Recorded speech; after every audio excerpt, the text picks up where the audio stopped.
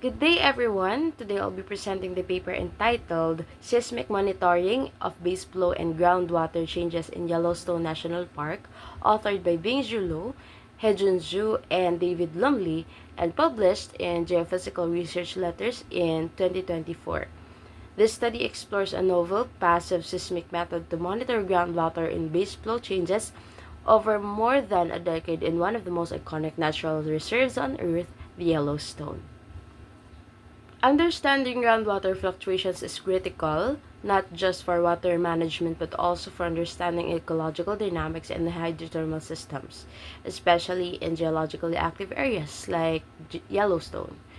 However, conventional groundwater monitoring methods are especially limited and sometimes invasive. This study takes a different approach by leveraging seismic ambient noise, the background vibrations continuously recorded by seismometers, to monitor subsurface hydrologic changes, and researchers aim to determine whether long-term variations in seismic velocity can be linked directly to changes in groundwater and base flow. There are three primary goals in this research. First, use seismic velocity changes from ambient noise to track temporal variations in the surface. Next, link these changes to hydrological processes, particularly base flow, which is the portion of stream flow sustained by groundwater discharge. And lastly, to employ the poroelastic modeling to understand whether the observations or the observed seismic changes are caused by hydrologic pressure diffusion rather than surface temperature or the other external factors.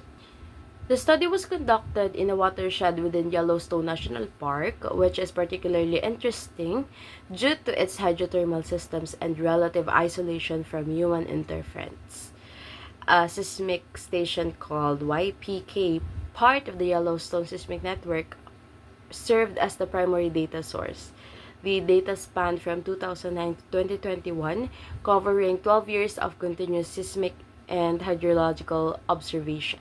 Now let's look at how they conducted the study. The researchers analyzed seismic ambient noise data to compute what's known as seismic velocity changes, or dV over V. This involves measuring the travel time of seismic surface waves over time and looking for small shifts that indicate changes in subsurface material properties, in this case related to groundwater saturation and pressure.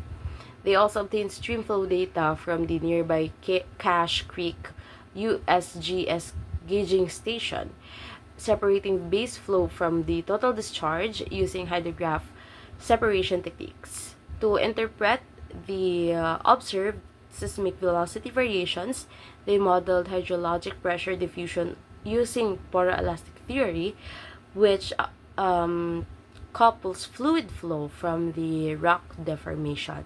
The results showed a clear seasonal pattern. Seismic velocity decreased during the spring and early summer, coinciding with snowmelt and increased infiltration, and then increased again during drier months. These dV over V changes are interpreted as reduction in seismic velocity caused by the increase in pore pressure from infiltrating meltwater, which slightly weakens the rock matrix. Over the long term, a declining trend on base flow from 2010 to 2021 was also matched by a gradual increase in seismic velocity, suggesting a long-term drying of the subsurface. One of the strongest findings of this study is the strong correlation between seismic velocity changes and the base flow component of stream discharge. While total stream flow is influenced by both groundwater and surface runoff, base flow represents the sustained contribution from groundwater.